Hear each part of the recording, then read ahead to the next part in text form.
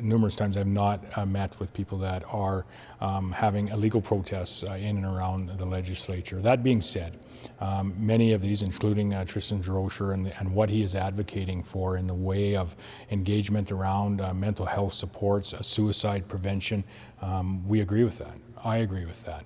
I think everyone in the province agrees that we need to do more on these conversations, whether it be overdoses related to addictions, whether it be suicides that are related to a number of issues, quite often mental health and maybe at times the need for increased support. So that whole conversation is one that is important to all of us in society. It's one that we need to continue to walk together on, and we will continue to walk together on. And I commit, if we have the honor of forming government, we will continue with the work that we have done thus far in the way of what I have mentioned and others.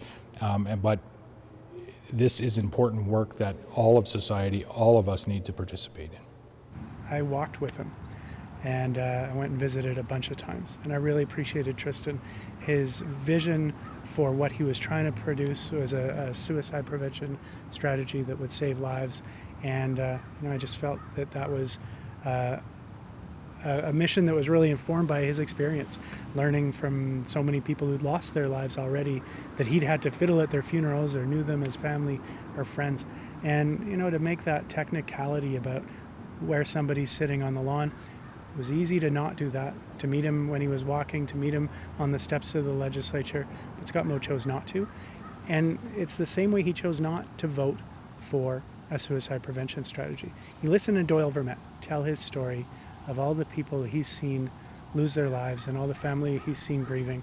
He sat there nodding like he cared, and then he stood up with 43 other Sask Party MLAs and voted no, and sent the message to those grieving families that it really didn't matter, that it wasn't important to them. And that's the wrong message to send, and it's exactly the opposite of what we want people to understand, is that we do care.